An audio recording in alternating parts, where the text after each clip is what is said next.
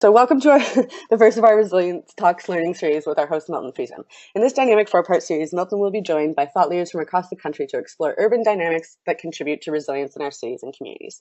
Today's session is entitled Resilience in Relationships, and Milton has invited special guest Liz Rykert to join him to explore how social patterns influence our ability to cope with difficulties and examine practical examples of projects that build social resilience, what makes them successful, and the challenges they face. I'd like to welcome the host of Resilience Talks, Milton Friesen, to the session today. Milton Friesen is one of our Tamarack thought leaders and is a senior fellow and program director of social cities at Cardis, a North American think tank. He has served as an elected municipal official, and his current work at the University of Waterloo School of Planning involves a new proposal for measuring social impact. His work on network science applications for planning includes participation in the Waterloo Institute on Complexity and Innovation. His paper, Social Infrastructure Underpinning the Success of Cities, explores the patterns of relationships we have with each other as individuals and groups, and suggests that these will determine the long-term viability of where we live. This paper was recently published in Municipal World. I would also like to welcome our special guest for today's session, Liz Rykert. Liz is the president of Meta Strategies, which she founded in 1997. It is a strategy group working in complex organizational change and technology. The services delivered include change work including innovation, culture change, large system transformation, coaching and facilitation, web work including strategy, online community, web design and programming, and network strategy, development, and visualization. She's an active practitioner and coach of methods such as liberating structures. She practices developmental evaluation on the often uncertain and emergent qualities of the projects she works on. Liz has a knack for uncovering new issues and bringing them to life for the benefit of everyone. We are delighted to welcome you both and appreciate you taking the time to share your insights and experiences with us today. I will now turn it over to Milton to explore the connections between resilience and relationships. Great, thanks, Leah. Well done. Welcome, everyone, and we're looking forward to the conversation today. There's a few basic ground rules to sort of set out, and they're more the absence of rules. You've had quite a few instructions on what you can and can't do and when to interrupt with questions or how to put up your hand digitally. But today's discussion is really intended to be a candid conversation where Liz will share with us some of her insights and experience that link together the ideas of resilience and relationships and the social structures that we're all part of. The hope is that you'll have a chance to hear from Liz, not only in terms of what you might sort of see as the outward-facing side, but also Liz's experience on things that don't always work well or work unexpectedly or change as they develop. And this is a space she's very familiar with. So Liz, we're glad to have you here today and really looking forward to the discussion. Great to be here with you, Milton. Liz and I have been having some of these conversations for years now around in different spaces and places and projects and at times trying to understand some of the difficult challenges that the relational space represents. I mean, we might think of personal relationships as challenging and difficult at certain points, also rewarding and fulfilling. But when we scale those up and get into other sizes of kind of relational dynamics with organizations and institutions and then perhaps even whole cities, all sorts of things start happening, and it's a challenging space. So the hope today is that we'll learn more about that. We'll be able to ask questions of each other that will spark further discussion and point to some resources. Liz, I want to start with a basic question, one that is a little bit like asking a fish about water, but what exactly are social networks?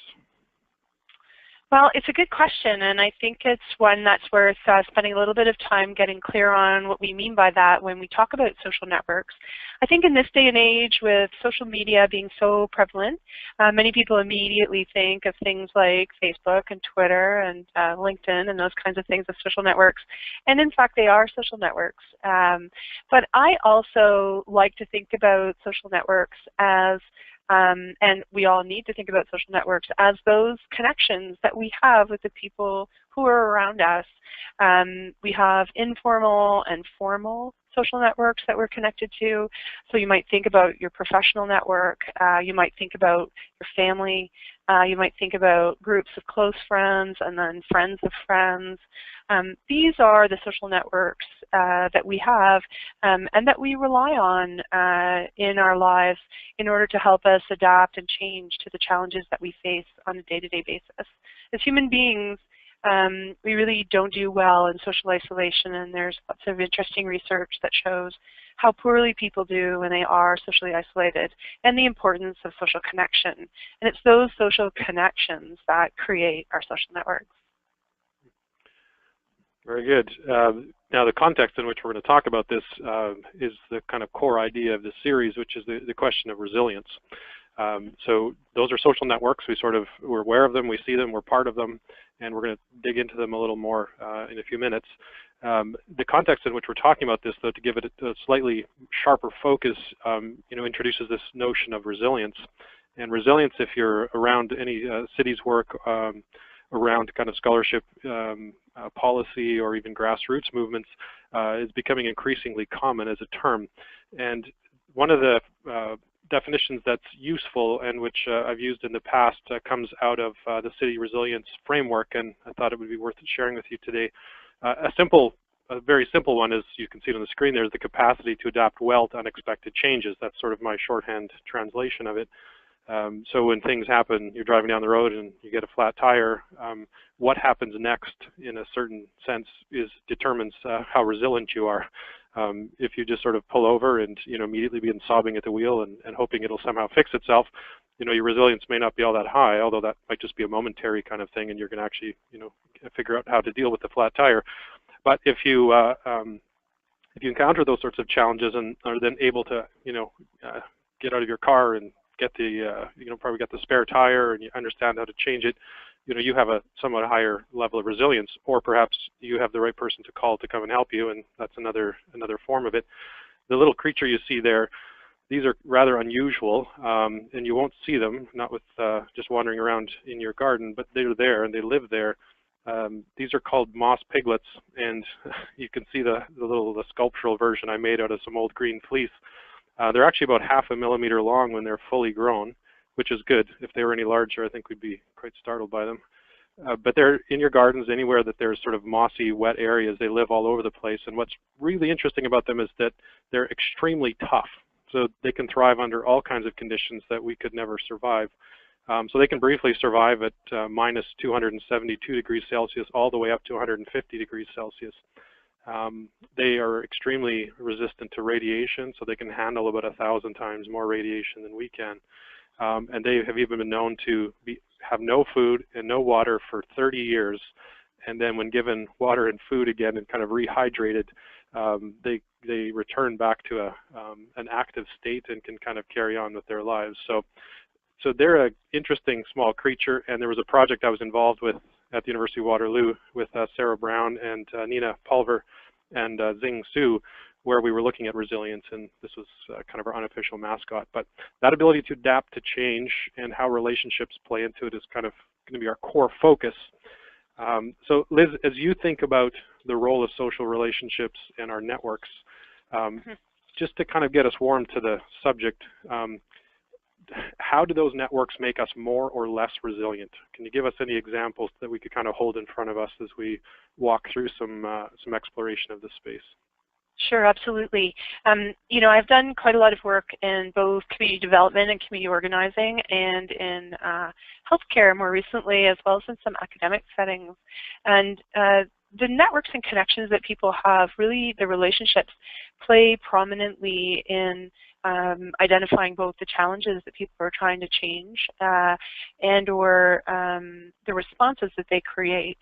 And I think one of the key factors that I've really learned to look at and understand is how, quote unquote, the patterns of relating impact and are contributing to the outcomes that people are achieving or being connected to.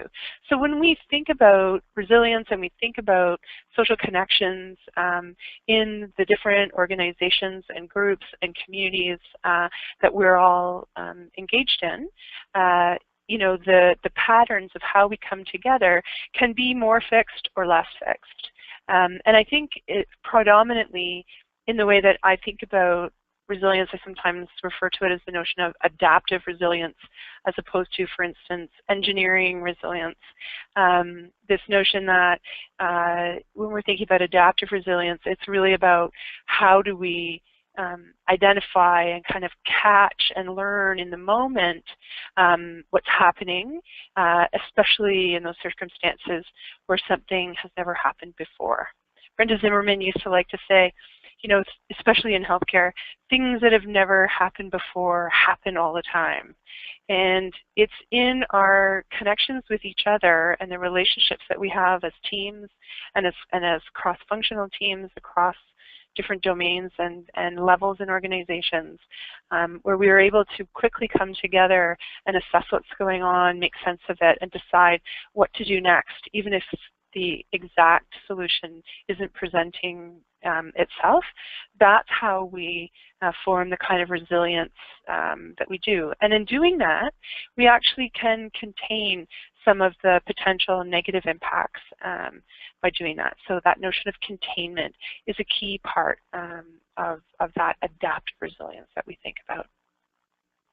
If we think of teams, so let's imagine you're part of a work team. Let's say maybe there's a half dozen of you or a dozen of you working on, you know, developing a project or a program. You know, are there features that you would point to that would reflect, you know, maybe comparing a team that is high, you know, has an adaptive resilience where it's high, they're able to actually adjust and change? And are there characteristics and qualities in teams or, you know, groups of that size where you would say these are indicators or perhaps, you know, signals that would lend you to kind of believe that actually this group does not have very high resilience? Are there actual characteristics? Can we understand our social landscape and the social patterns well enough to be able to see those differences even in sort of these hypothetical two teams? Sure. I think it's not unlike kind of a linear analysis and a nonlinear analysis. I think in the teams where we see, you know, highly adaptive and responsive capacity and really open and integrative learning as you go, in terms of approaching things, because, you know, how you're going to respond is not really knowable, but you have a team that's ready to figure it out on the fly. I think that's the difference, as opposed to a team and or a leadership approach that believes that you can control the direction of where you're going, that the way to do that is to try and predict or model everything, develop kind of giant risk assessment models, but if you don't really know what the problems are that are going to truly emerge, then, you know, that notion of being able to anticipate it isn't there. So it's really better that you create the conditions where people are challenged and learn from those challenges each time and have a way to step back and look at what just transpired so they can see how they would apply that in other kinds of circumstances. I think the individual qualities you might be looking for are things like distributed leadership or shared leadership. These are terms we hear now more and more and more. Consistent with a network approach to things, where anyone practically can be a leader and you're shifting your role as a leader and a follower continuously depending on what your skills, lived experience, and knowledge of local context may be. And I think, you know, in the work that we've done, it's very interesting to see, for instance, when we've worked on a healthcare team where a young student gets identified as a true leader on infection prevention and control. A nursing student may have been maybe not even graduated yet, but everyone's pointing to her as the person they go to when they have a question about infection prevention and control. And leaders are like, why are everybody pointing to her? Well, it turns out she has a lived experience of a family member who actually died from an infection, and that person has just made it her business that not a single person is going to get an infection on her watch if she can do anything about it. And she's, you know, rubbing off on her colleagues that way, and it's not what you think is the sort of formal leader. Okay. So this is a good segue into the next few slides where you've got some kind of network basics for us to look at. And what I'd like is for us to kind of hold this idea in mind that the actual pattern of relationships in teams, including who knows what and how they apply that knowledge, they form a network, and the networks have shapes. So some of them are very sort of highly centralized, some of them might be more distributed. So with that in mind, and the idea that this does apply to teams or organizations and actual situations, can you walk us through the next few slides and just give us a sense of some of the dynamics that are involved in this discussion of social networks, social connections, and Sure. and the idea of resilience? Sure. I think I think one of the common confusions that I run into when I'm talking about networks and networking, kind of the difference between the noun, the network, and the verb, networking, that activity of engaging and connecting with others. And what we're talking about here is really the noun, that the social network. Those are the sum total of what we would see on the slide here as the nodes, which are us as people within the network. If we think about an ecosystem, they may be different components of an ecosystem within that system. And so what we're talking today about are human social networks. So the nodes are the people, the links are the connections between people, and whether those nodes are actually connected to one another. We see sometimes isolates in social networks where in our analysis people are less connected and or don't have no connections to others, and that may be partly how you're completing the survey. And then we can also analyze whether there is a directional flow of that connection. So if you and I were completing a survey, Milton, I might say, well, I know Milton, but you thinking you don't know me, wouldn't know me, so the directional flow would be to you.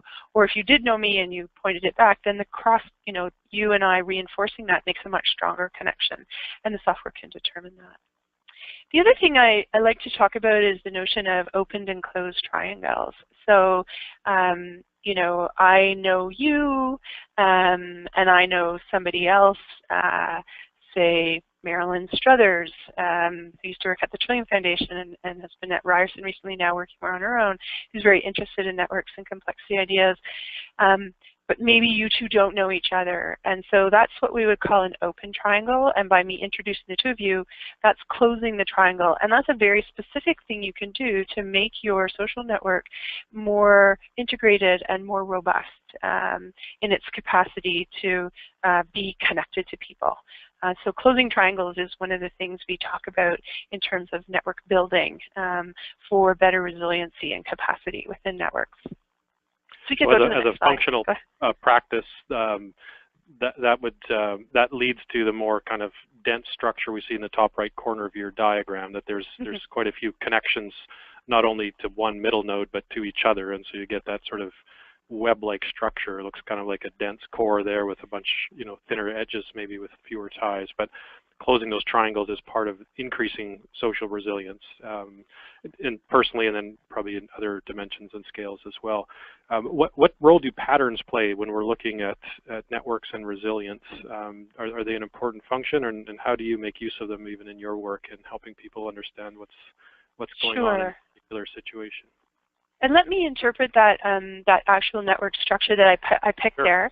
If we could just go back 1 second before we look at the other wild, crazy patterns, is that really is a description of what June Hawley, who's leading network weaving, network theorist type person in the United States, would call a core periphery network.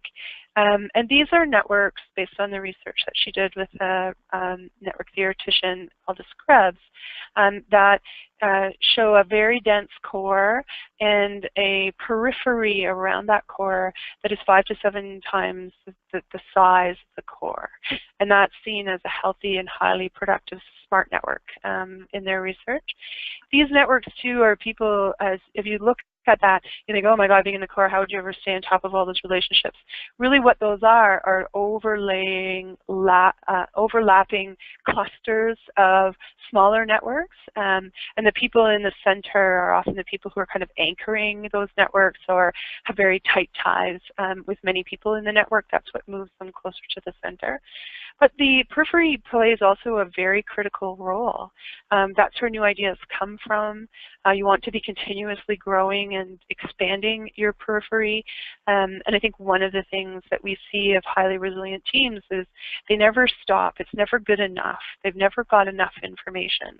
When the future is unknowable and uncertain, people are just continuously learning, continuously exploring, continuously placing themselves in a humble place where sometimes they just have to stop and listen to others who have better context or local knowledge or lived experience that they themselves do not have. So I think that those are some of the qualities and structures that we think about when we think about healthy, resilient networks. Can I ask one more question before we move on to the patterns, which is most people don't have that kind of a visual diagram or a network map of the context they're working in. Some of them may wish and say, I'd love to see that, you know, in my organization, my group, my team, or my institutional networks, but it's not always easy to get that. So you've signaled a couple of things that people can do to sort of think about where they're at in terms of, you know, high or low resilience in terms of their sort of relational landscape. And one of them was like, you know, the idea of the periphery. What are some of the characteristics of people in the periphery in a relational sort of sense versus people who are closer to the core? Yeah, so people who are closer to the core typically are the kind of people that you might know to be those who might be managers or conveners or facilitators, sometimes even guardians of the network, people who are thinking about how the whole is staying together. And those who are on the periphery are sometimes people who also this can be paradoxical, sometimes they're in the center, sometimes they're on the edge, are connecting to others. So this entire network that you're seeing, you have to imagine that all those peripheral networks are all peripheral nodes are also connected to others outside of the network. And so they are often a good person to go to sitting on the edge of a network that may be more immersed deeply, for instance, in a subject matter and not be so engaged in the full day-to-day, but they are your go-to people when you need expertise or deep knowledge on something. So typically we see people appear on the periphery who are people who people would identify as you know, thought leaders or people just on the edge or on the kind of, you know, adjacent possible. We hear that term in innovation. You know, sitting in the kind of next domain over, related but different to what you're doing, but often can be very informative to help you think about a different place, a different way to think about it. Reminds me of Tom Peters used to say you should count the number of freaky friends you have, and if you don't have very many, then you're probably in a somewhat closed, there's something of a closed loop. You know, you don't have enough sort of diversity and different ideas and crazy stuff kind of flowing into your network, and you can get a little insular, you know, and that, you know, as a sort of shorthand. So he used to call them freaky friends, which I think was kind of a useful you know, rule of thumb to consider from time to time. Well, these kind of networks, really, they're cross-connected, and I think those we would describe those as our unusual suspects. What you don't want to have, absolutely do not want to have, is the same people showing up all the time. We would call those old boys networks. They're self-referential, often self-congratulatory, and often really very rigid. And not, you know, quickly will fall to demise eventually. Maybe not right now because they may hold a lot of power, but ultimately those are the networks that people just simply form a new network to move around, and that's the way people are working now. Right, we see those examples in business, for instance, where a new product emerges and the people in the established market they kind of laugh at it because it looks so strange or unusual, or it seems like it's not really the right kind of thing. It doesn't fit their mold. And, you know, 5 years later, that is the new thing and they're out, you know, where they haven't adapted very well and have been too much kind of connected to themselves on that.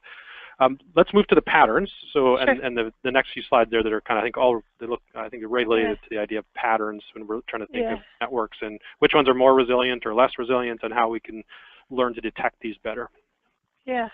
So I put this slide up. I use this sometimes when I'm talking about culture change, which, you know, is often all about culture in an organization is held in place by the patterns that people establish of how we do things around here.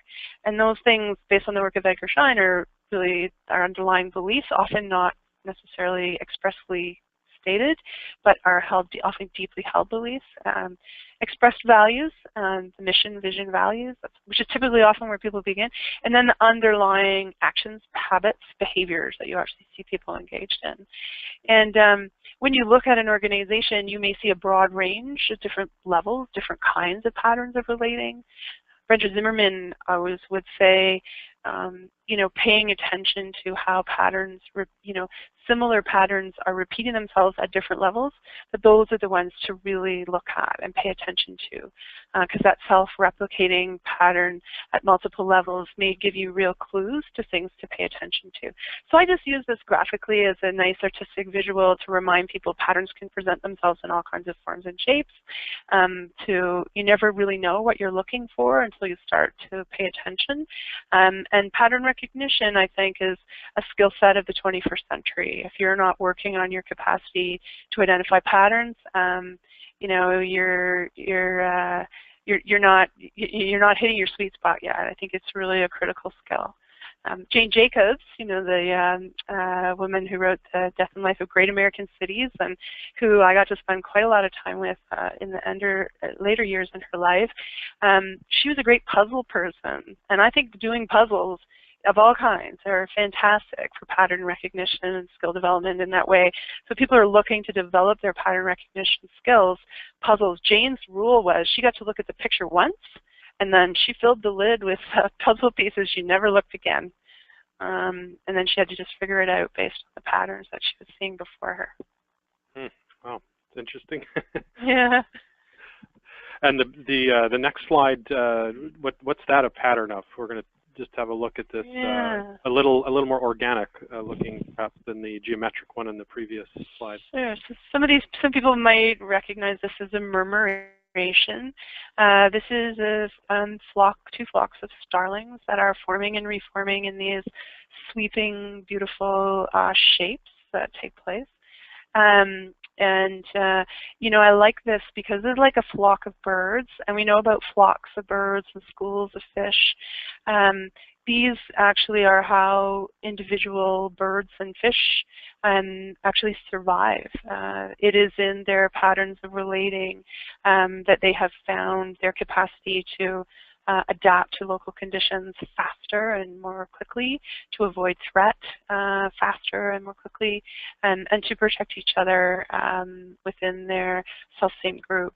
And so, you know, thinking about what your own patterns of relating are can be very powerful. And I think this might be a good time to introduce the idea that in the work we've done, particularly in healthcare, and subsequently I've been able to apply the same thinking in other settings, in academic settings where we see negative culture emerging and bullying and that kind of thing, is the notion that the resilience of the dominant culture can be extremely strong. And we often think about resilience as a good thing, as a positive thing, something we all should be seeking, developing our capacity to develop. But when you're working in a negative culture, the resilience of that negative culture can be equally powerful. And it was Jane Jacobs who actually helped me to learn that lesson, that resilience just is. And it is, you know, a quality that helps you to attract or you know, respond and adapt. But you can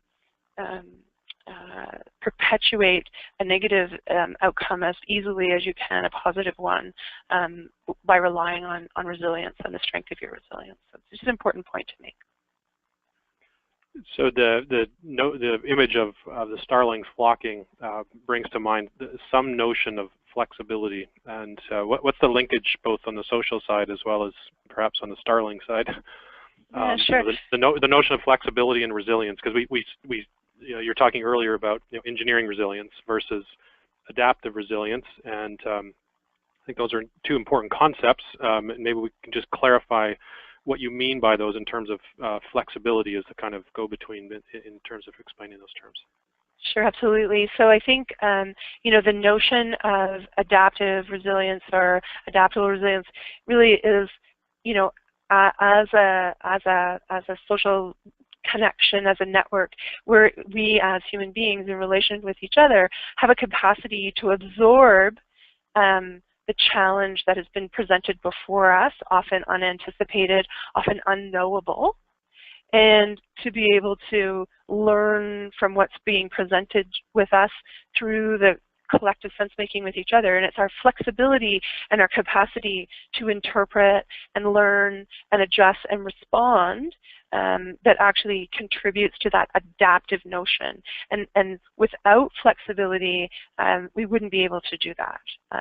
And I think, there's that book, Anti-Fragile, and the whole kind of black swan idea, which we can introduce here a little bit similar. It's the same idea really in terms of this adaptive resilience, where you really are responding to those things that you haven't seen before. I think, when I look, for instance, when I'm working in healthcare and we talk about the difference between engineering resilience and adaptive resilience. When we think about engineering, we think about things that fall more into kind of the simple solutions, those circumstances where a checklist can solve your problem. But when you're dealing with more complex problems where outcomes are not knowable, you're required to have flexibility so that you can see and anticipate and then respond, sense forward, adjust your response, learn, sense forward again in multiple and rapid iterations. And it's that capacity for both patience and adaptation that I think is really critical. And flexibility is really at the heart of that.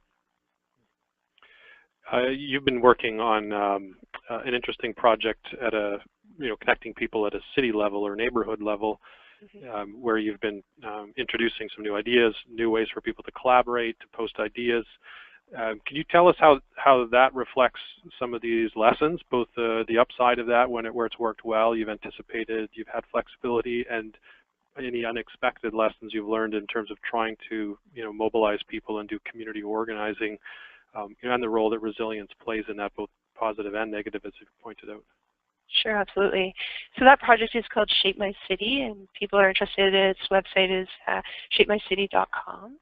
And that's a network that we launched about a year and a half ago, September 2014.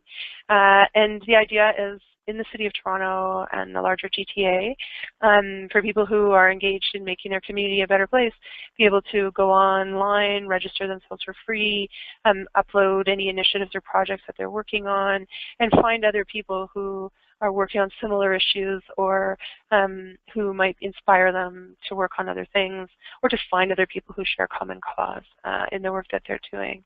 And I think one of the first things that we really learned about that, it was the impetus for the network came from Margie Zeidler and Urban Space Property Group, the group here in Toronto that owns 401 Richmond and Gladstone on Hell, and is involved in a lot of really progressive and interesting initiatives in the city. Lots of people come to Margie and say, I want to be I hope you're interested in this, or I want to share this project I'm working with on with you, and so on. And she will, are you aware about this group or that group that's already working on that? And there wasn't really any place to see and understand everything that was going on. So the idea of Shape My City was to help people see the whole. And I think, that's one of the things as a leader today that we expect people to have, is for people to be able to gather a group and be able to help them see the whole system that they're operating in at multiple scales. And typically in the past, that's not something we did in our kind of more bureaucratic kinds of structures. And so by putting this network together, I think one of the things we learned right away is that technology really is not enough.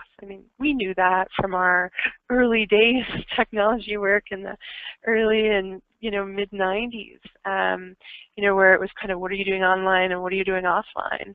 But we kind of felt like there was enough already in place to be able to let the electronic stuff go, and we applied some of our own network theory to it, and we're hoping to create conditions for self-organization. And we quickly realized that what people really were also craving was that face-to-face opportunity. And so we have been partnering and collaborating with others. So the learning from that really has been in the last year So we've added, for instance, organizing what's called the EMB Festival to our cadre of things that we work on, of course, in partnership with Urban Space Property Group and others, and Think Fresh Group and a couple of other groups. And in that way, I think we have really broadened our capacity to bring creative and fun ways of doing things. And then from that, we've added additional feedback loops from the online to the offline. So for instance, just this past weekend on Sunday, we organized Advancing Citizen Action in the 6th here in Toronto, which has had a great turnout, lots of storytelling, using open space and other self-organizing light touch processes to help people find each other and share the resources and build the connections with each other that are important to them. And we'll continue to grow that online, offline, small clustering, large clustering, quick feedback loops, really rich flows of information, identification of emergent leaders. These are the key kind of things that we've learned from that particular project. I think that's an important concept, and if we can stop for a moment on that, I'll give a 5-minute warning. We'll go to questions in a little bit here, so if you've got one, it'd be a good time to just start forming that in your mind, and we'll get to those shortly. But you mentioned introducing feedback loops, and from a complex systems theory vantage point, we know feedback loops are quite critical in the social design and the development of social structures and change processes. Talk to us about what feedback loops are and how do they function and why are they so critical to resilience and to this the idea of adaptive resilience. Sure, I will. And maybe we can move to the next slide, I think, which has people on it. No. We got those strange people. Yeah, oh, they're there. They're there. We skipped over the strange attractor patterns there, right, which I can talk about later if you want. But I want to add this here because I think, this notion of, how, say your question again, Milton.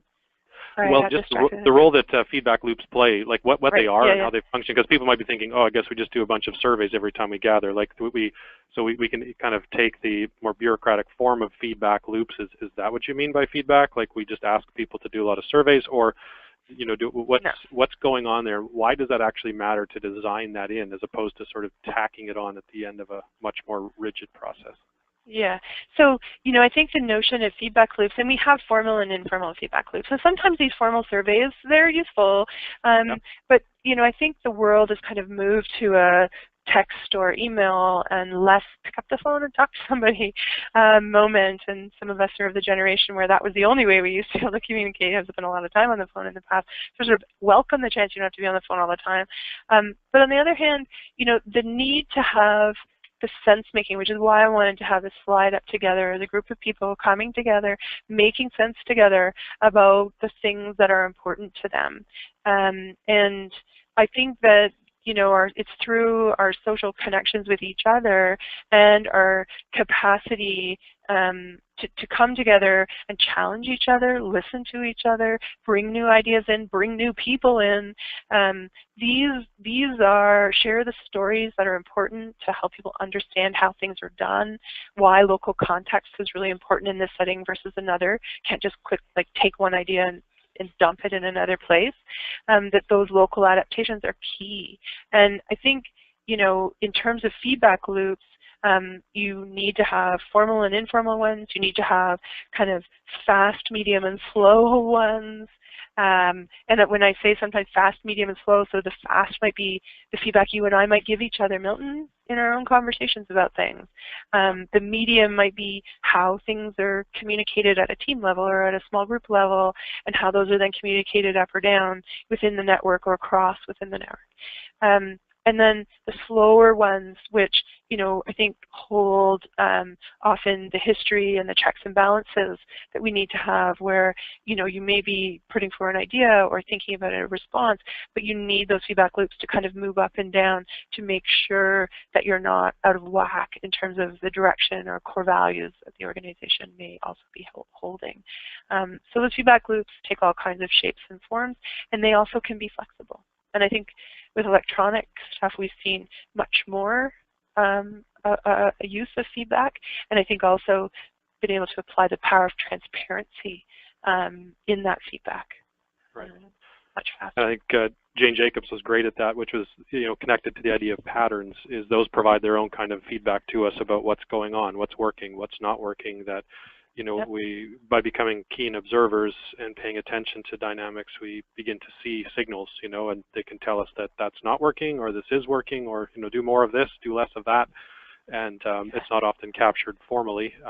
Sometimes it happens through the actual, like, where people are and what they do and how they use it. You can build a new square, and it can be fantastic, and from a design perspective, say, we love this, but nobody goes there. Then you might say, well, that's a form of feedback that would suggest you missed something, and maybe it's too late to adjust it, but maybe it's not. Like, tactical urbanism sort of shows us that you can do these little interventions that sometimes signal an interest in people that can be built on, and more can be done then, or it lets them kind of add something new again to that next iteration. So I think that's a key concept and really quite critical. And resilient social systems have all these different kinds of feedback that are part of them, and it's actually, I think, cultured and developed and designed in good systems, and in ones that aren't healthy, you have to figure out how to get them into it. So let's go to some questions. Okay. So Leah, if there's any, I don't know if there's any questions posted, but I'll turn it over to you briefly. If there aren't, I've got a few more for Liz to consider. So I'll just give that a moment to see if any show up here, and then we can,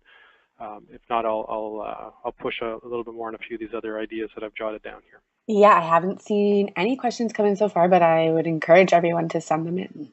Send them in now if they have them. Just Liz and I having a nice chat together, so that's good. Let's talk. Can I just say? Oh, sure. I was just going to say, just to build on that feedback and the sensing of things and how you're reading that. One of the questions, which I borrow liberally from the Institute for Healthcare Improvement, learning collaborative model, and the notion of plan, do, study, act, these cycles, iterative cycles. We see this in design thinking, slightly different adjustments, but it's the same idea. And there's a core question in there which I adore, and it's called, how do we know that this adjustment or change that we're trying is actually leading to improvement? And that's a feedback loop. So you're going to try something on a very small scale, actually do it, take action, not think through over and over again things and try and then train everybody, but actually take some action to begin with. How is that changing up the pattern of our relating, and how is that changing the outcomes that those patterns of relating are actually producing? Right. And how do we know? And is it better?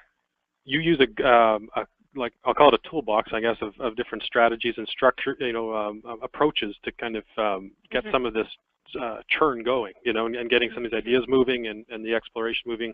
Tell us a little bit about liberating structures. And how that plays into resilience. I think they're quite connected. Yeah, so I think, so often when we think about how organizations or groups or ways that we work together or do things together in communities, we have structures that are in place. And those are often what we would think of as macro structures, like board of directors or a committee or a committee chair and the role that they may play. And if you think about it, you might show up at a meeting, and if you show up in the meeting in the room, there's a big square, set of tables set up in a big square, and with chairs sitting around there. The invitation as you walk in is for you to go and sit down in one of those places, and someone opens the meeting and says, this is the agenda. Anybody got any questions? No questions. Everybody stands up and walks out again. And everyone's like, rah, rah, rah, in the hallway afterwards. Well, there's microstructures at play there about who's controlling and who's inviting and how it works.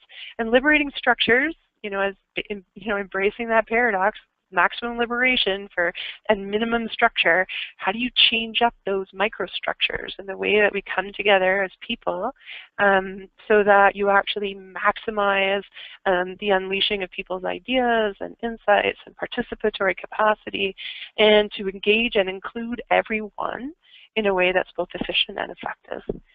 So that's what those methods are about. They can be found on a website called liberatingstructures.com. There's 33 of them that are in full development and a bunch more that are cooking up. And they're really fun, meant for anyone to use. You don't have to be a facilitator to do it.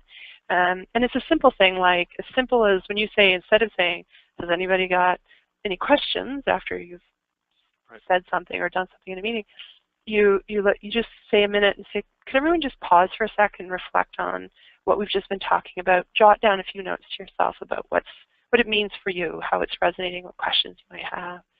Now turn to your neighbor and have a quick chat. Now you two in pairs share your conversation, what's coming up for you, and then ask the table, okay, so what's coming out of your conversations? It's a very different process. You will be amazed at the quality and depth of participation you'll have.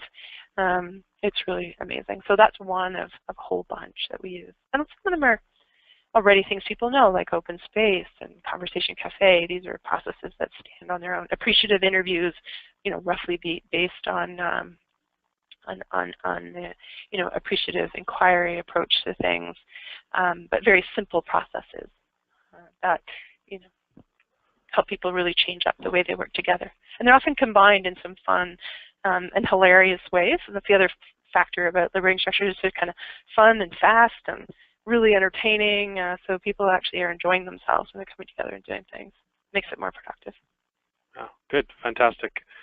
Lee, I'm going to turn over to you. Let's see, we have a question there. I'll let you introduce that and then turn it back to Liz.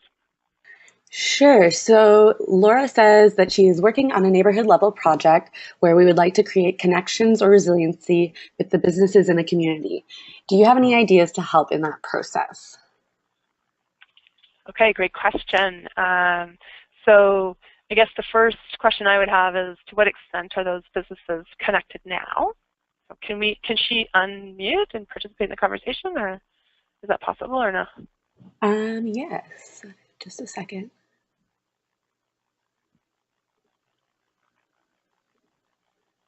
Okay, Laura, you're unmuted if you want to participate. Hey, Laura, thank you for your question. I don't know if she can tell that she's unmuted or not. I can hear her typing. We were just wondering, Laura, about the context in which the businesses are right now. So to what extent have they been connecting already? Hello, can you hear me? Yes, we can hear you. Oh, sorry, we didn't realize that we were unmuted. This is actually Sabrina. Laura and I are together co-workers. And this project it's called You Count, and we're doing it currently in Vancouver in a neighborhood in the Collingwood Renfrew area. And what we're trying to do is create awareness with the businesses that are there with the community. And so there was 2 businesses that came out to an idea jam that we had, where individuals were residents in the area, but we're trying to incorporate the businesses now. And so we're trying to go ahead from this standpoint. We're kind of on a block. So if you had any ideas of how to go forward, because some of the businesses are multicultural and they're kind of scared of the process and don't know what to do next. Okay. So Milton, feel free to jump in too, but I'll start. I think one of the things, if you're sensing that people are feeling unsure, a bit scared of the process, part of that might be you just need to slow down a little bit and create the conditions where you can learn from them about the things that are working really well for them as businesses in that particular neighborhood, and things they'd like to be doing more of, and also finding out from them where some of their challenges lie and what some of their problems are. And sometimes what we think are the problems or challenges for participants in a community, whatever kind, business or otherwise, it's not always what we think. And so it's like really putting on your listening hat and paying attention to what you're noticing. And sometimes that can even be actually getting out in the neighborhood and engaging in some ethnography. There's a great description on Liberating Structures website about simple ethnography and how to do it. And to just be looking and be there maybe at different times of the day or night, noticing who's present or not present, creating when it's busy for those businesses and then maybe when it's quieter, and creating conditions where you might build some relationships or do some cross-connecting with people based on the things that you discover they need or want. Because having some small, really relationship-building things and some good feedback about what you're noticing in the neighborhood. Those can be early learning platforms for people to kind of build some trust and relationships with each other. Thank you. Does that feel like it? Go ahead. Thanks, Liz. Thanks, Laura. Yeah, that's great. And you know, there's I'm sure a lot to be said on that. I know our time is running a bit thin, and we're kind of hitting the end of our cycle. And I think Leah's got a few wrap-up pieces that she needs to run through. So if you have other questions, please send them in. I mean, we'll try to get to what we can, or there's email connection as well, so you can make use of that, and we're happy to continue the conversation, you know, on that side if that's of use to people.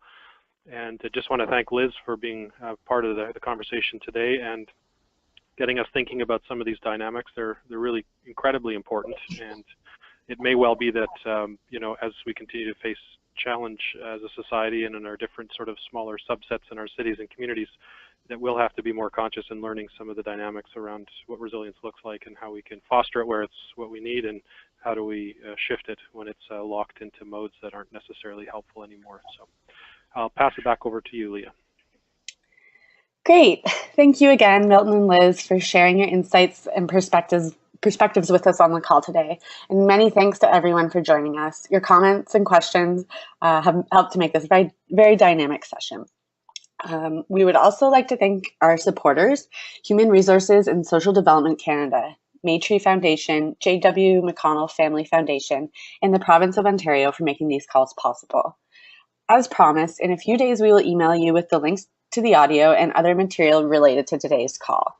We also welcome your feedback on these calls, so please do email Tamarack to let us know how we are doing. A friendly reminder that this session will be posted on our online library at www.deepeningcommunity.ca. This website also includes relevant resources and fresh content from our thought leaders and learning community. We encourage you to go online and register for the next session, Resilience in Space, on Tuesday, May 10th, 2016, from 1 to 2 p.m. EDT. Milton will be joined by Emily Monroe, Executive Director of 8 to 80 Cities. We are excited to continue exploring the theme of community resilience in Edmonton, Alberta for our Deepening Community National Gathering from June 7th to 9th, 2016. For more information about Deepening Community Edmonton, check out the event page at http:// You wanted me to go to? /events.tamarackcommunity.ca/DC-Edmonton. We also have a couple of other exciting webinars coming up in April and May, including a webinar with John McKnight and Peter Block and Walter Brugman about their recently published book on Another Kingdom. On May 4th, we will be joined by Michael McAfee from Promise Neighborhoods, who will share the experience of this collective impact initiative with us. We hope you will join us. Finally, we have some other exciting events coming up, and we encourage you to visit our website, www.tamarackcommunity.ca, to learn more and sign up for our monthly e-magazine, Engage. Thanks again, everyone, and have a great day.